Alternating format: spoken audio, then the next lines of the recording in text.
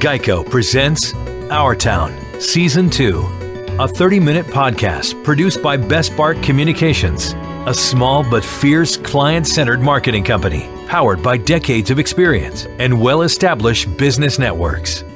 Geico, 15 minutes can save you 15% or more on car insurance. Now, here's your host, Andy Ockershausen. This is Andy Ockershausen. This is Our Town. Oh! We have a special guest who has one of the best jobs in show business. Yeah. He gets to go to the movies, he goes to theater, goes to concerts, he sees great entertainment, he never pays. He's been doing it close for 40 years. It's every channel and every radio station had an opportunity to have Arch McDonald is a friend of mine. Thank you welcome very much. to Arch Campbell on Our Town with Andy Ockershausen. I've said, does anybody come on this show who's actually employed anymore? You know? What is this? This is the parade. You ought to call this the When I show. I think when I worked here, when I worked there, when I was working, I'm pretty much retired, but I've been in broadcasting more than 50 years, and I spent 40 years on television in Washington, D.C. That's incredible, Arch. Nobody else can match that. How do you think I feel? I thought I'd last about 3 years. You said Arch McDonald. I know, but you know what? I used to do that when you were a talent. I loved it when I had talent. If there's anyone listening to this podcast under the age of 90, maybe we should explain that Arch McDonald was a beloved baseball announcer. He called all the baseball games for the Washington Senators, and he was a great sportscaster. And I came to town, and he died in the late 60s, like 1968.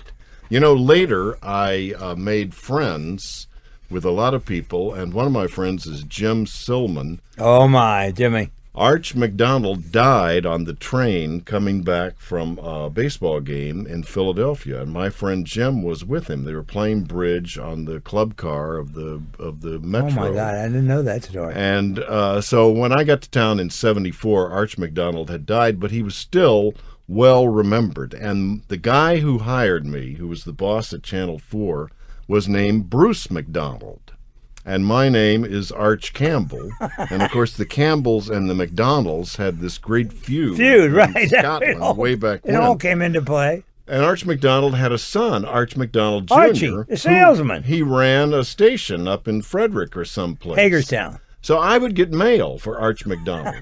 And so then I met you because I used to come over here when Chris Core was on WMAL. Oh, my God. And hang around Chris. We were never sober, neither one of us, but we had a lot of fun. And I'd run into you, and you would say Arch McDonald to me.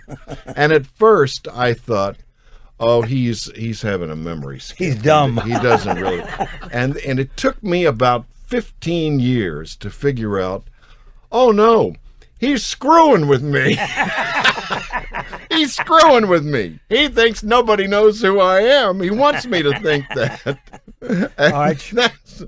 I loved you from the word go, but when I figured that out, well, I knew. Sheila did too, so that made it okay. His wife was the Sheila. My first wife. A very successful ad executive. Very successful. You know, she's still in town, and now she leads groups on trips to Paris. That's what I understand. She She's speaks a trainer. French, and marvelous. You get to see Paris as a native. And she had an ad agency, and you were running Channel 50, and you said you would trade out some time for a stove. That's right. We did that. No, you offered her a stove. She said, I don't cook. What am I going to do with the stove? Those were the good old days. Barch, you were a Texas graduate, University of Texas. University of Texas Are you a native of Texas? I think I'm a fourth generation Texan. And then you were born, of course. Born in San Antonio, Texas. And thanks to two teachers in my high school, one of them taught speech and the other one taught drama. And at the end of my high school years, they said, you ought to go into broadcasting. And the drama teacher helped me get rid of my Texas accent. And I went to a community college first in San Antonio, where she started an on-the-air radio station, KSYM in San Antonio. It's now, NPR and the educational stations are what WMAL was 30 years ago. They are the powerhouse stations. And she helped me get a job, and I got a job in San Antonio, and then I went off to the University of Texas, and I worked for KTBC when it was owned by LBJ and Lyndon Lady Johnson, Bird. of course. We're in a big building in downtown Austin. They had an apartment on top of the building, and I would see him when he was president. He would come in, Secret Service would surround the joint. We'd be a bunch of kids there, and there he was. One day I came to work, and, well, first I was on the air on that Sunday night in March of 1968, and they're carrying the LBJ presidential address. And he says, "I shall not seek, nor will I accept the nomination of my party for president." And the newsroom 68. Newsroom is right now of the station he owns. The newsroom goes, "What? What? Oh, my God. Oh, no." Because it meant he would be coming back. And he'd be taking it all out on us at the television and radio station. So one day I came to work in Austin, and Lady Bird was there. She had a brand new 69 Chrysler station wagon, and they had just left office, and so she parked her car. I'm walking through. She starts snapping her fingers. She says, you, come here. And so I come over there to Lady Bird. She says, "How do you turn the lights off on this Chrysler?" I said, "Well, I don't know, Mrs. Johnson." So I look in there, and it has a timer on it. So I click the timer off. I said, "It's this timer, Mrs. Johnson." So then she walks into the station, and I walk behind her, open the door. By this time, I was the program director of KTBC Radio by now. I was like 23 years old. The Johnsons still owned it. Yeah. They owned, the radio station, KTBC, was one of the last family-owned radio stations. They held out. Lucy Bird kept that station. Is that right? And she, I understand, was a very good owner.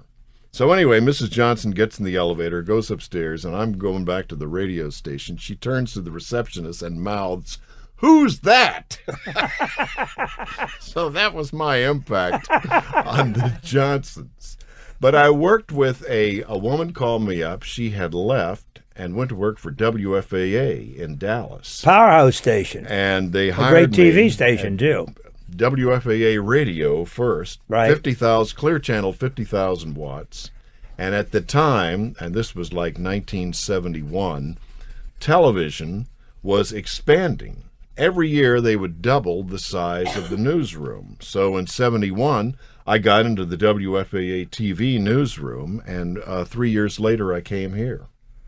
But WFAA was a great station. I knew a lot of people down there in Texas through the NAB and the industry things, and it was a plum to work for a great station like that. They became one of the leading local television stations in America, and they became quite a powerful corporation, the A.H. Belo Corporation. It was Channel 8, Belo. correct? Channel 8, and then they owned stations all over the country.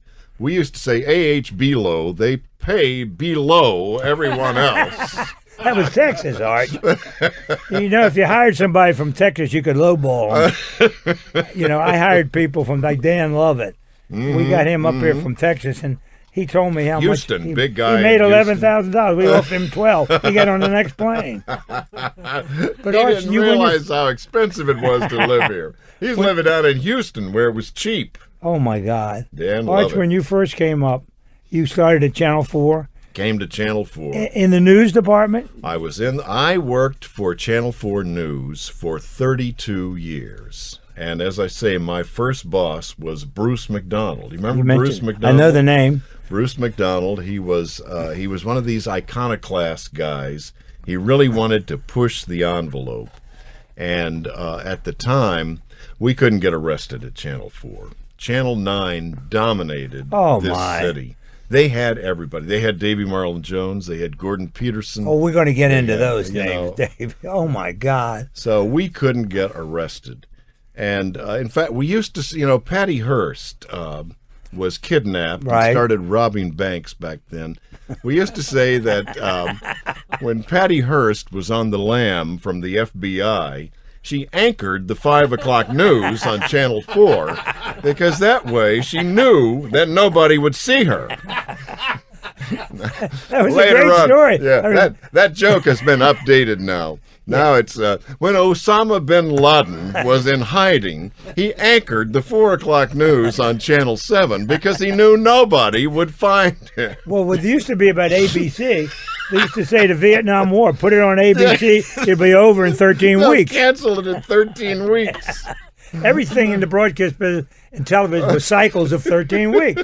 They'd commission a show. If it made 13 weeks, they'd keep it, but otherwise gone. You know, when I worked at KTBC, LBJ owned that station, and he fixed it so he had the only VHF channel In the market. in Austin. Correct. So KTBC Television, Channel 7, was the primary affiliate of NBC, CBS, and ABC. Cherry And picker. Every 13 weeks, they would change their schedule. Like ABC had Marcus Welby. They took that away from the poor UHF station that had it and put it on their channel.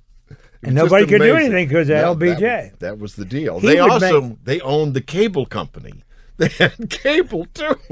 You know, I know for a fact from people in the business, he would make calls to advertisers about spending money on his TV station in Austin. Is the Right. president of the United States Yes. would twist an arm. I We mean, need that schedule. I don't want to get into politics, and everybody is criticizing Donald Trump for running his businesses, but LBJ did the same thing. He really did. With the protection of the government. He would come back, and he'd be in meetings at that station, and the station owned all sorts of stuff, and they had like hidden ownership in other stations around the state, and they owned car dealers, and they had And the cable system. oh, and they had the cable system. God love them. Arch. But that was so much fun. You know, it was so much fun. Well, You could- absolutely.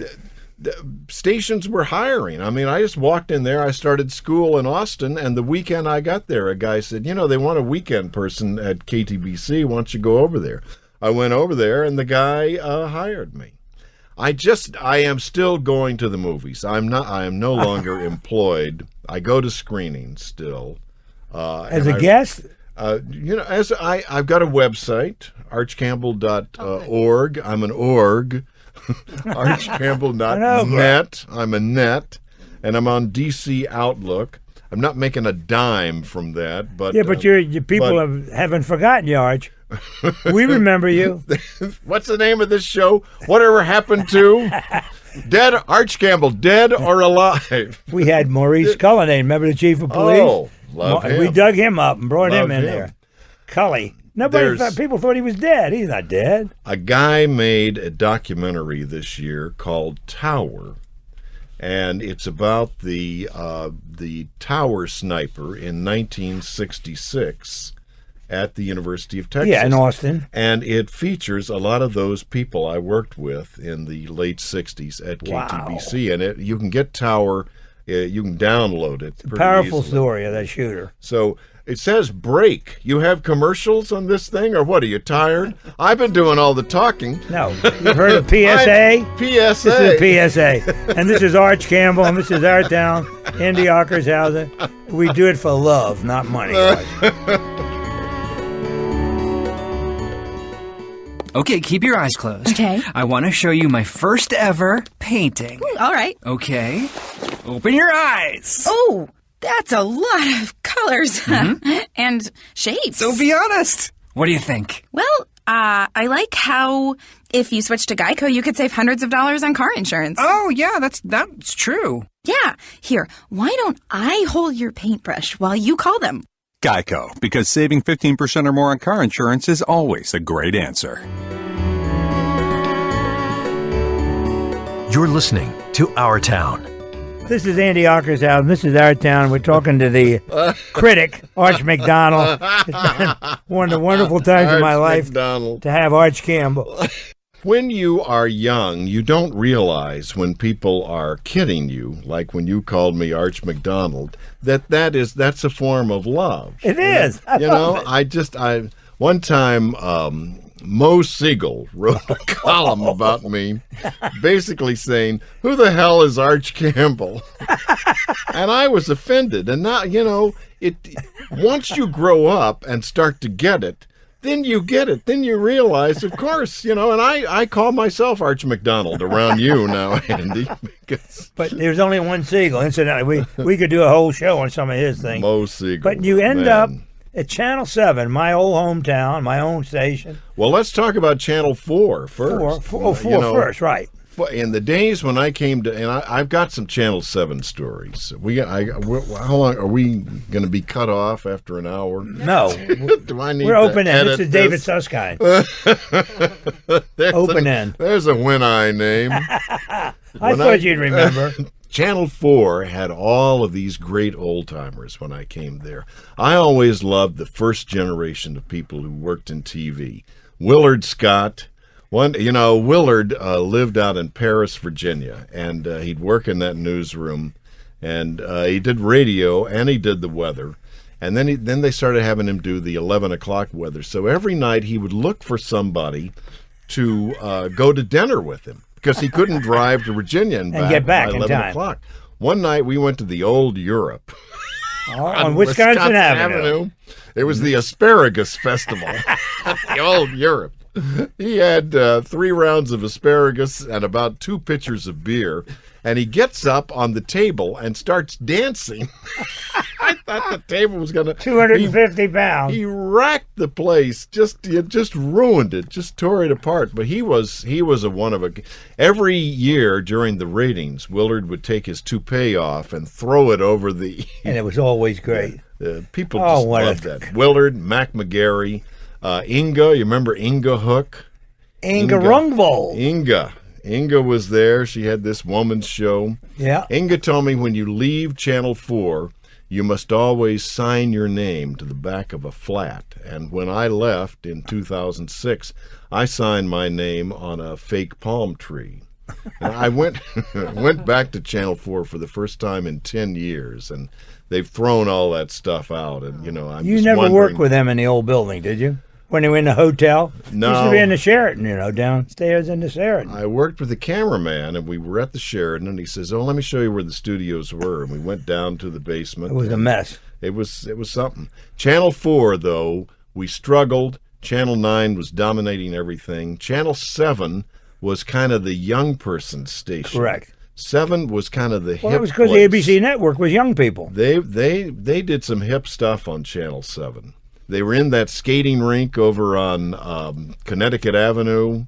That's right. And the bowling alley there, too. The people who worked at Channel 7 said there was a curse on the station because they had drawn up the plans for the atomic bomb in the basement of that building. And It was a place that made fuses. That's the true story. And that was the reason there was a curse on 7, and they could never be the #1 station in town. Now, that is a great true story. Yeah. Everybody over there knew it. It was called the Diamond something Fuse Lab. And it was something and then that number 7 was supposed to be a mystical number, but they could never get a number. They put the miss back in mystical at 7. They made a lot of money at Channel 7. You didn't have to be #1. A guy named John Rohrbeck came to Channel 4 in 1979. And in 1979, everything went to hell at Channel 4. Willard Scott went to the Today Show. Sue Simmons was working at Channel 4. Remember her doing news? She went to New York. They had a really great anchor named Jim Hartz. Rohrbeck got Gordon Peterson to sign a contract and say that because the ownership of Channel 9 had changed. So his suit said that because the ownership had changed, his contract was no longer valid. And Gordon signed a deal to come to Channel 4. It would have been Peterson and Jim Vance. And they went to court, and Peterson lost the case. Peterson later told me he ran into the judge. The judge said, "I didn't want to change channels." So that might be true. Everybody left, and Rohrbeck said, "Okay, we're not going to beat Channel 9 one-on-one, but we will beat them as a team." And so he said, "Vance, you're my anchor. We'll get you a partner. He went out and he found George Michael, and because Willard left, they traded Bob Ryan for Willard Scott. He says, you are the guys. He called me in. He said, I want you to go on the air every night at the end of the news. Do whatever you want. So I started doing movie reviews. I had a dear friend at Ford's Theater, Nancy Lesser. She said, why don't you come? Remember Good Nancy friend Lesser? of Tom Gager, I'll tell you that. She's a Remember it very well. big shot at HBO now. Oh, is that right? Yeah. Whatever happened to Frankie Hewitt, incidentally? Frankie passed away. Oh. But Frankie was the backbone of Ford's Theater. And she I said, remember her through Tom Gager, who Yeah. was doing something at the theater. I don't know what he was doing. She said, come down and review our play. So I'd go out every night. I'd review a play. I'd go see a movie. At that time, in the early 80s, downtown had emptied out. Yes. There were vast stretches of downtown Washington that were empty. And that led to the formation of a lot of small theater companies because they would give them the space for nothing. Right, to They perform. needed to do something. Half of downtown was bombed out as a result of the 1968 riots. And that, the Studio Theater, the Woolly Mammoth Theater. Woolly Mammoth, I remember. All those places. So I would go down and I saw a production of the Source Theater starred Marcia Gay Harden, who Wow. was just getting her start there. One night I came back and they couldn't quite find a partner for Jim Vance. And they got an older guy, and he and Vance never really clicked. And the Source Theater put on a one-woman show starring Jessica Livica Lindfors. What was her name? She was I don't know. I know. Oh, what you're talking here about. it is. Here it is. Vivica Lindfors. Right, I know had that done name. some movies in the 40s. Right. She was an old woman by then. She's doing something about about Swedish immigrants coming to town. So I start talking about the show, and the reason my theater reviews had pretty good energy is I'd get back to the station at 10:30 at night. Could be on the late show. Throw a few lines together, throw a couple of slides up there, and go out at 11:30. I mean, I had less than an hour to put something together. And in TV, as opposed to radio, and I worked both, TV, you got to, the technicians, they've got to be with you. You got to be pulling together. So I started talking about Vivica Lindfors and her one-woman Vivica, show. I remember that name. And the anchor guy says, oh, Vivica Lindfors, I remember her from the movies. And Bob Ryan is standing there, and next to me, Soto voice, he says, silent or talkies? We started laughing. And so then I get to the line, and it's so sad that only 7 people showed up to watch Vivica Lindfors tonight. And about that time, I did a spit take. And we all just... Oh, The thing we had at Channel 4, here's the thing. chemistry. So Rohrbeck put us together in 1980, and the 4 of us, and later the 5, counting Doreen, were together on a newscast for 25 years. Together. That will never happen again. No. It will never happen again that people will go to an organization and stay. Now the impact of local news and the dollars are such that they can't pay you enough to stay.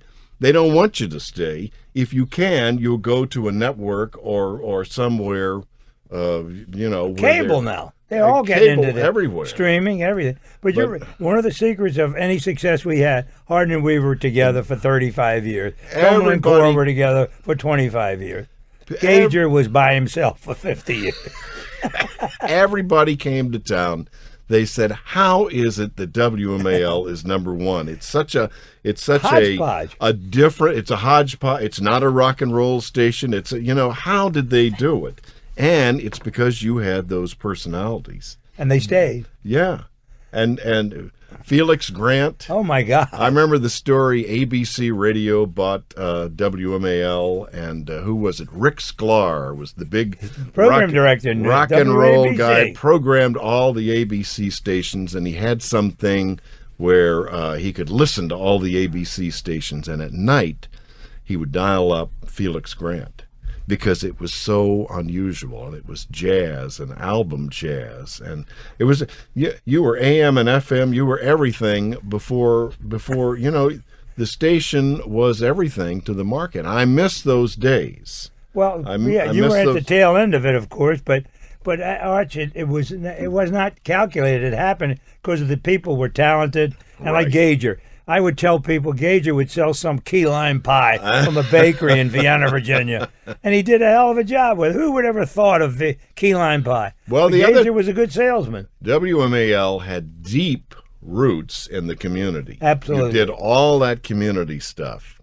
Who was the all-night guy? Bill Mayhew? Mayhew was the man who never slept. That's correct. He played golf all day, too. Yeah, Mayhew. Oh, and he was out doing that stuff. And I think that is what is missing from local radio and local television now, is the roots in the community that get established after 25 years. People come, they go.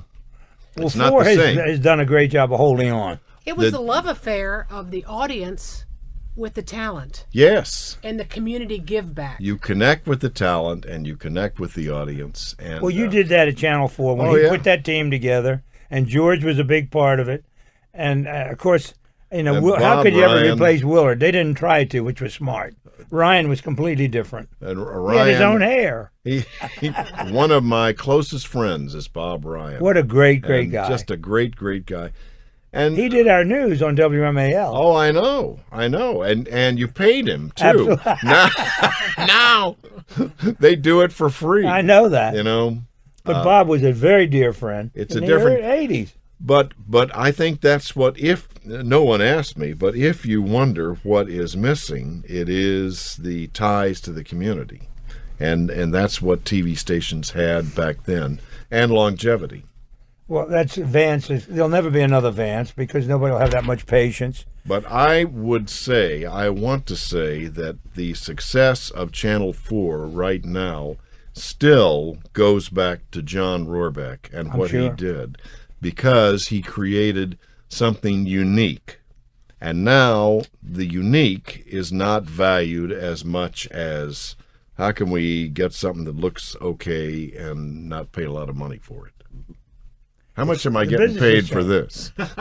We'll settle that when we decide. I get some but this is our town. Earbuds. Remember, our town is important. All these things are important. You're a big, important part of our town.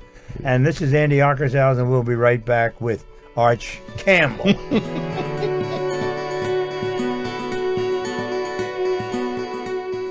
Are you still promising yourself or your spouse to get your will updated and a good basic estate plan in place? Are you finally ready to make sure you don't leave a mess behind for your family to clean up?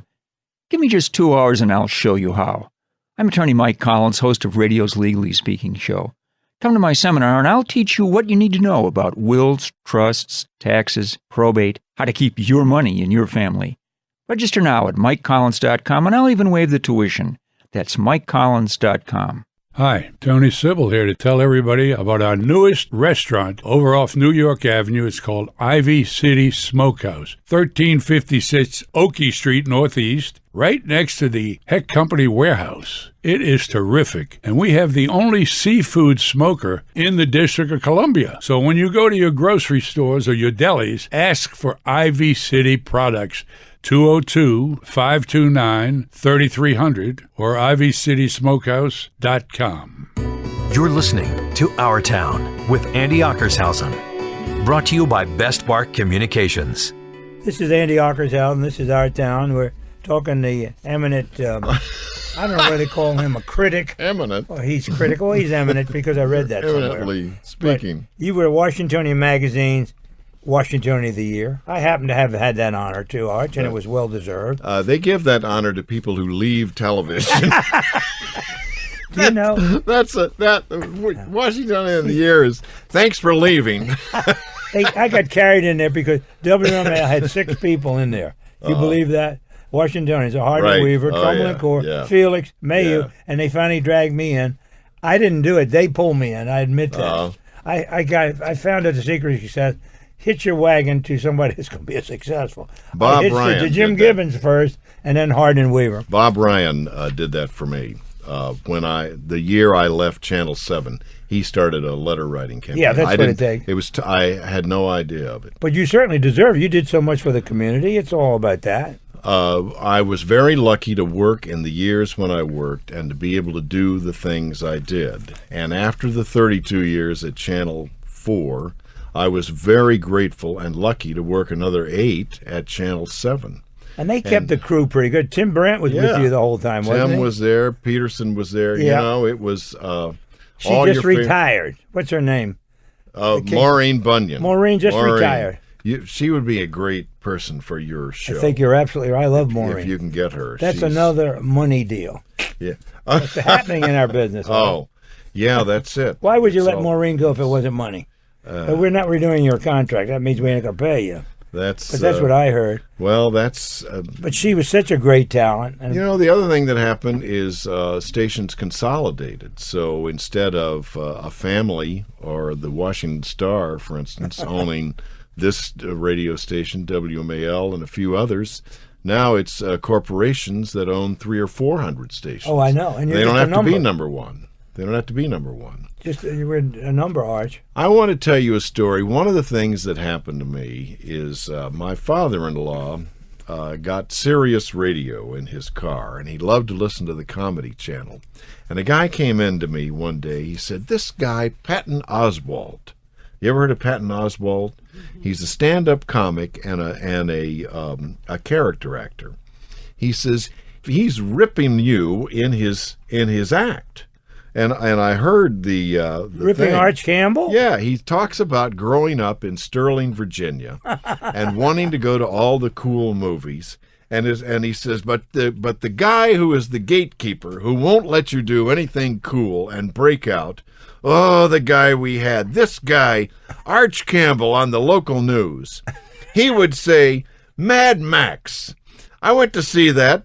They're driving around in cars. There's no gas. I don't get it. What are they doing?" And I did say that. I was going for a laugh. That was strange, wasn't it? He says, "That guy, I couldn't wait to get out of town." So Patton came to town, and I copied down everything he had said about me.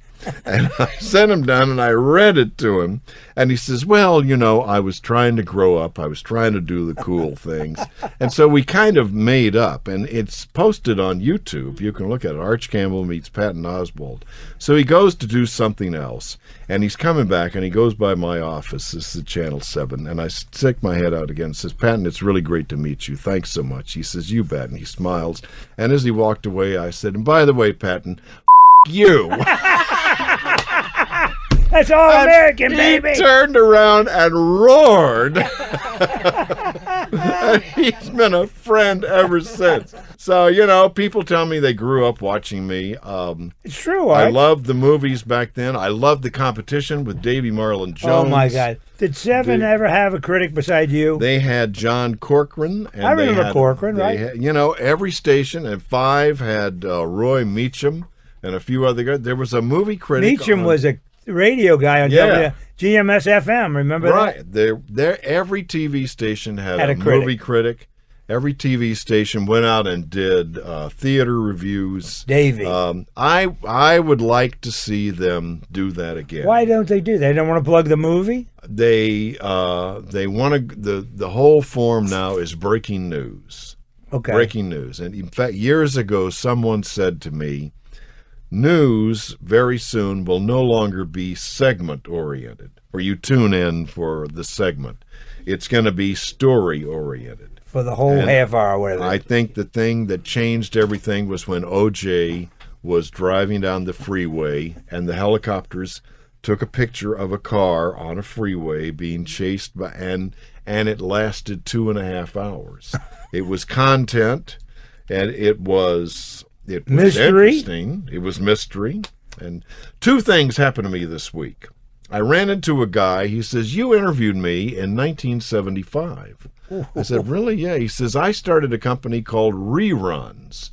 And his company, you would go over to Bethesda, and they would rent you a movie projector and a screen and a print, and you would take them home, and project them to your friends.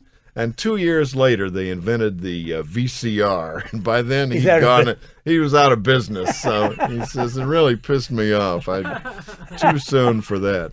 The other thing is, I still go to movies, and I still love it when something. I love the theater too. I like to go to and sit down and watch a good movie. I like going to the theater. I love that La La Land came out and did something different. I saw a movie, and I know you're going to play this in the future, but I saw a movie called Get Out, and it was directed by a guy named Jordan Peele, who's a black guy, and it's the story of a black kid who's dating a beautiful white girl, Allison Williams, and she takes him home to meet the parents, and they're very nice to him, but everything is kind of off, and it turns into a horror movie, and they have something in mind.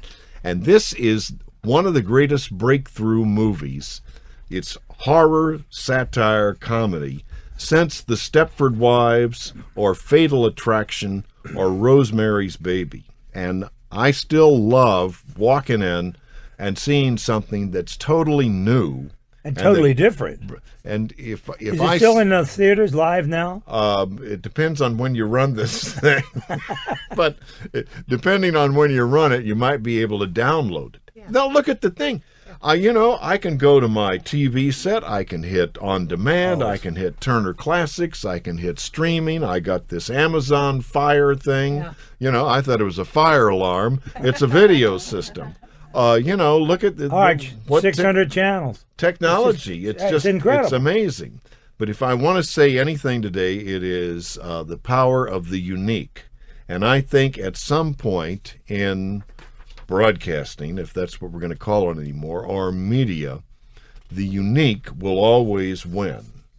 The unique. You're absolutely right. The unique. That's what made WMAL radio so big. It's what made Channel 4 so big.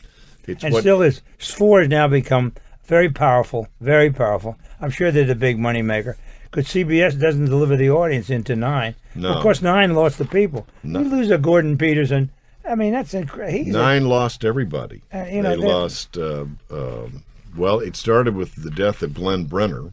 Oh yeah, probably the most talented person ever to come through this market.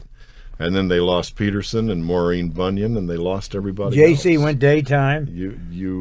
But they were people that made so much in our town, and so did you, Arch. And the delight with you is you're still as spry as you always were, in spite of the hat. But the hat is your trademark. We love it. It is. I've got a cap on today. No, I know. Well, it's radio. It keeps your hair down too. Yeah, right. And I'm so glad that you stayed relevant, and we're certainly looking forward to hearing more from you. Maybe there's still a few opportunities out on the horizon. I did an hour with Ann Hornaday, with the Post can I mention Tony Kornheiser's with name? His podcast? He may be starting other podcasts, and so one may be me and her, but I don't know. And if it doesn't turn out, a nice lunch in a new restaurant. I think the important I left TV because I think there's a sense that you need to leave before people say it's time to go. I have a little physical thing. I have a little eye problem with my left eye, and that kind of finished me up on TV. But who knows? Arch, nobody ever watched you for your face. You have a face for radio. I have a face for radio. That's why you were so successful at the old WRC. But Arch, thank you so much for being you, and thanks so much for being so important in our town. And we're going to get together with all our guests. You will get an invitation. I hope you show up. If you can't listen to them, you can see them and shake their hand. These are people you know and grew up with. This is an important podcast because, some great stuff happened in the last generation, and you're the guy who watched it all. I did. I've seen it with Jim Gibbons in the 50s. Charlie Brotman. Yeah. I've known Charlie since we were in the 5th grade. God, I love Charlie.